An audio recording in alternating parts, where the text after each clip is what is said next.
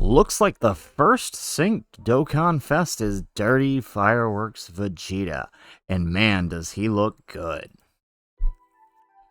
How's it, everybody? Celtic Link here. We're back for another Dokkan battle video. In today's video, we have the details and the information for the first synced Dokkan Fest. That's right, we are now full synchronization over here on Global and JP Dokkan, and we have the Dirty Fireworks Vegeta to celebrate. It seems rather fitting now, doesn't it, right?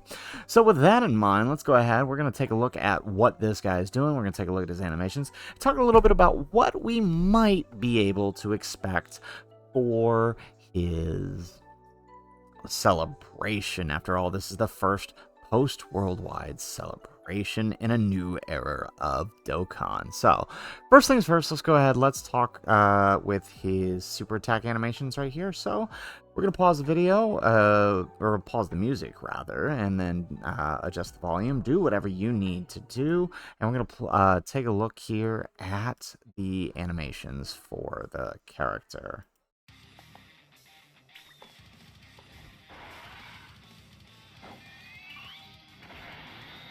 So, the banner unit, by the way, is a Kui. So, I knew he was going to be in there somewhere if they did it. I kind of half called that.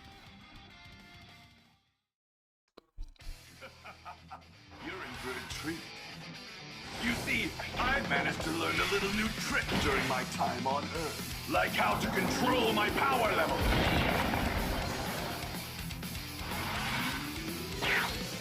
Wait, he's got an entrance animation.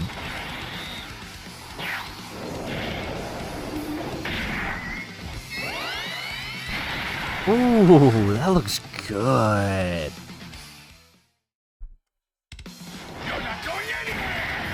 It's the active skill, yes. They made it, yes. Dirty fire. Oh, they did the thing. Wow, that looks so good. All right, so, wow. What a way to kick off the first Sync celebration. Not only do we have a well-deserved moment for Vegeta from, this has got to be the year of Vegeta, man. Like, he's had some really good releases this year. Well-deserved moment for Vegeta for the first Sync celebration. On top of which, right, not only on the animation's good, but first look at his kit seems pretty good as well. So let's go ahead. Let's take a look here. So he is Planet Namek Saga, Gifted Warriors, or Inhuman Deeds, category key 3, HP attack defense 170%, with 30% for characters who are on Dragon Ball Seekers or Pure Saiyans. So the Gifted Warriors, Pure Saiyans, basically other Vegetas, Planet Namek Saga, Pure Saiyans. That'll cover Gokus that are on Planet Namek Saga. And then, of course, Inhuman Deeds in Pure Saiyans. That's Nappa. That's Vegeta. That's basically it.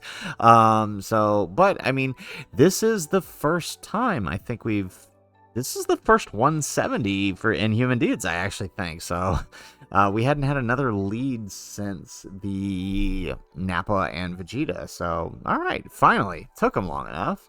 So, he activates an entrance animation once only and gets key 3 and attack and defense 180% for the rest of battle when facing one enemy at the start of the attacking turn. He has attack and defense 50% per key sphere obtained. Up what? 500%. So per key sphere. Oh, that's 10 key spheres. Okay, never mind. That's 10 key spheres. Okay. It was messing with me for a second. Up to 500. So, okay, never mind. That is kind of strange. Okay. Randomly changes key spheres of a certain type, AGL excluded, to rainbow key spheres. Reduces damage received by 30% and chance of evading enemies' attack, including super attack, 18% with an AGL key sphere obtained, or 5 or more key spheres obtained. Plus an additional chance of evasion, 30%, with an additional damage reduction, 18% when attacking. If And if 50% or more HP, he launches an additional super attack. If 50% or less HP at the end of the turn, he has an additional defense 50% and high chance of forming a critical hit from the next turn onward. After the character performs a super attack 5 times in battle, he changes all key spheres to AGL key spheres at the start of the next attacking turn. And for the character's attacking turns going forward, randomly changes key spheres of a certain type to AGL. Interesting.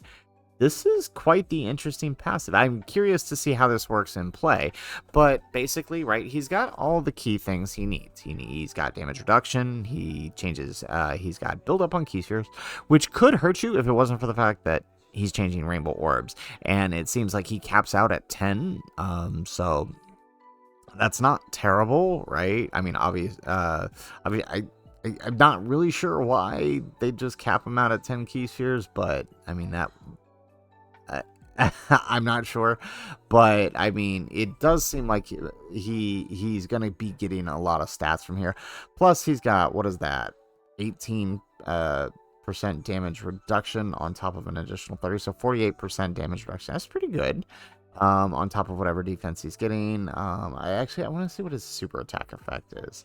That's the active skill. Where's the super attack effect? That's why he caps out. Okay, he stacks defense and he stacks attack. That's why. Okay, now it makes sense. Okay. Ooh, I like greatly stacking attack. I like that. That means this dude this is going to be another freeze.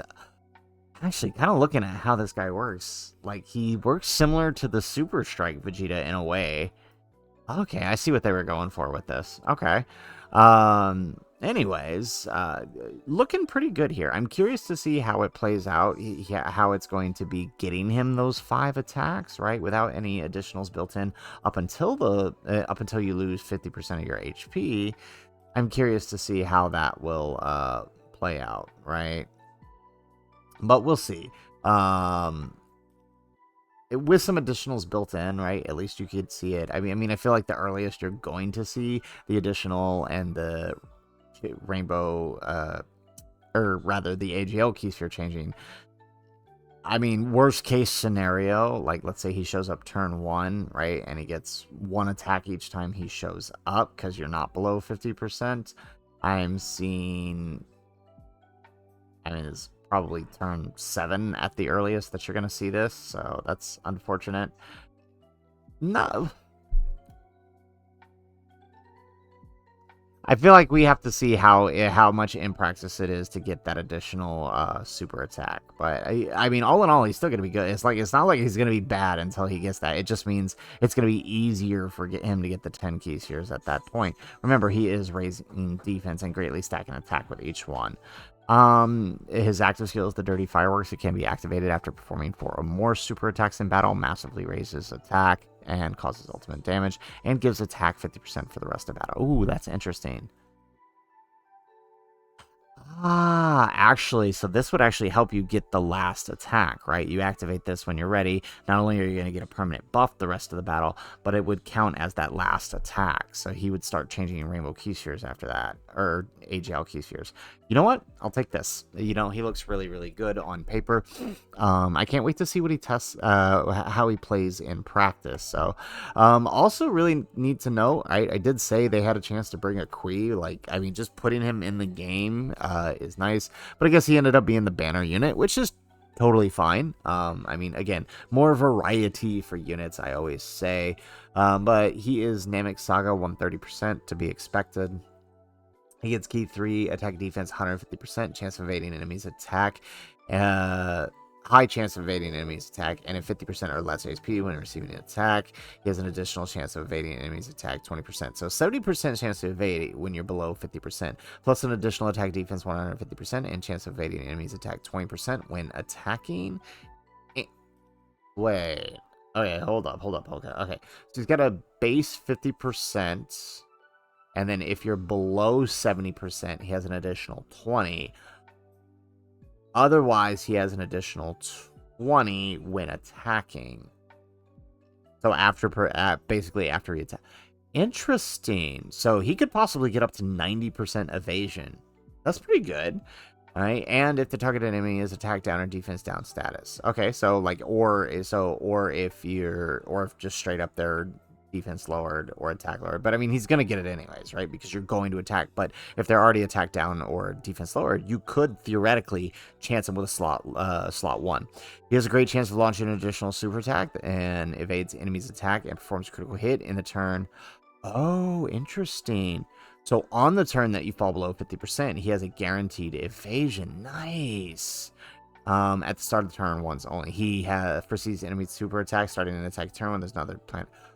Bro has a scouter, a permanent free scouter, as long as you have another Planet Namek Saga ally. Dude. That is so good. What does he do on a super attack? Greatly raises his attack and defense for the turn, lowers it. Okay, so he actually then, so after the next turn, after he attacks, you've attack and defense lowered, and now you've got that evasion. Nice. Okay. All right, actually, he's pretty good for a banner unit. Ah, okay. Okay, so I'm liking what I'm seeing out of these two. They look really, really good. What a great, perfect send-off for the first synced celebration.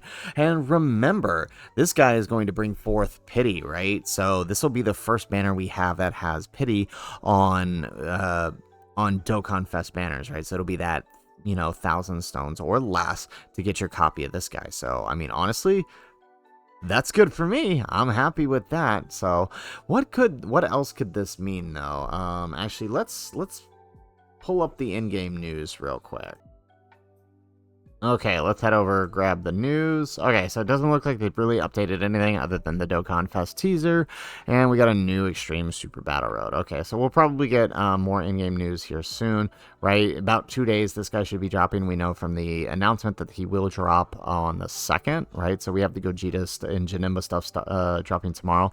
I would expect to see a lot more stuff related to Gogeta and Janemba than actually the actual main Dokkan Fest. And I say that because, if you remember in the producer letter, they do mention that basically throughout the year leading up to the 10th anniversary, they're going to be adding things that sort of buff characters related to each anniversary. So the first anniversary up, of course, is the first anniversary, which is Gogeta and Janemba. So I would expect to see some stuff related to them in the in-game news tomorrow as well, and possibly more hints as to what to come with his celebration. Now, of course, we want to talk about EZA. So now that we have confirmed Planet Namek Saga, it's going to depend on what direction they take this, right?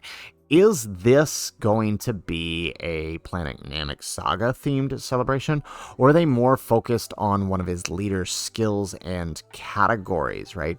If you guys remember, a lot of the Dokkan Fest this year, it's not been straightforward. Like you think Topo, for example, it wasn't Tournament of Power themed, right? His theme was Special Pose, which was one of his leader skills, hence why we got Super Easy A's for Gotenks, and we got the LR Ginyu to follow, which, speaking of which, is he on his team? What is it again?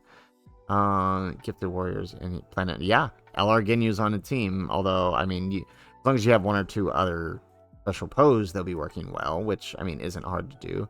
But it's possible that the theme is not Planet Namek Saga, but instead maybe on Inhuman Deeds or Gifted Warriors, right? So if we were to look at the Planet Namek side of things in terms of EZAs, TURs, there's basically nothing. We could get a sub EZA. I mentioned this in my video before.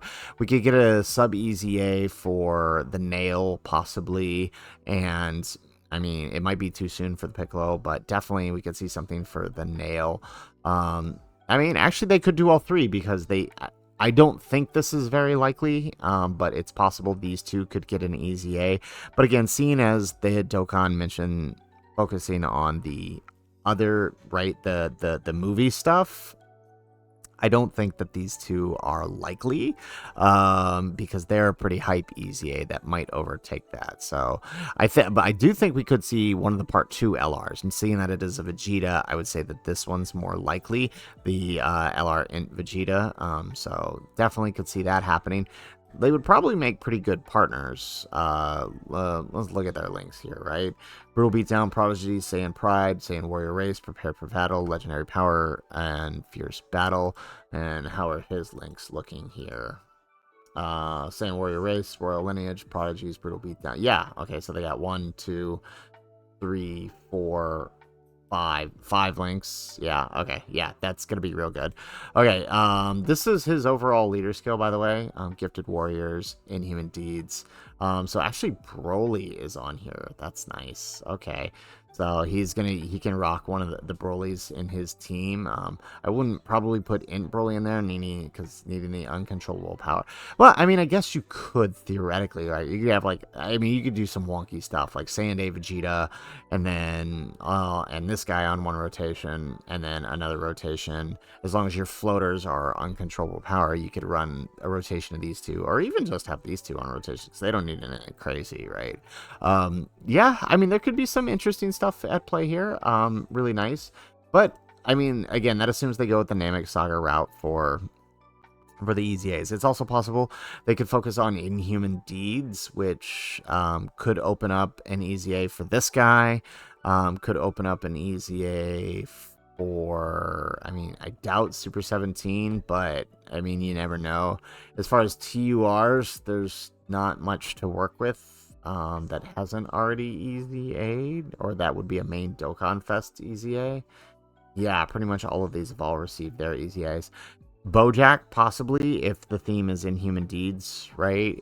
We could see Bojack's EZA on the Gifted Warriors side of things, right? If the theme of the celebration is Gifted Warriors, although I doubt it, considering we got Kui, so it could be Planet Namek Saga or Inhuman Deeds. But just throwing it out there, I mean, it's not like this is going to open up possibilities anymore, right? I mean, again, basically the same suspects, right? Vegeta possibly. In terms of TURs, not much to work with. In terms of EZAs, yeah, this guy already got an EZA during Saiyan Day. I mean, this guy could sub EZA theoretically, but I think more likely, given the triplicate of leader skill that this guy would be on, Fizz Full Power Frieza is probably the likely candidate for a sub EZA for this celebration. So honestly, I would expect that. I would expect sub EZA for Full Power Frieza, though they have a chance to do something really funny and drop sub EZA for this guy and drop the EZAs for this dude, the Fizz Super Saiyan 3 and the Tech GT Super Saiyan 3, right? They could do something funny and do that, but I mean, I don't think that that's likely. Given that the two units are him and Kui, I think the likely candidate is probably that the theme is Inhuman Deeds or Planet Namek Saga, which, I mean, again, pretty much more than likely this guy is going to be our EZA and Super EZA for Full Power Frieza. But we'll see.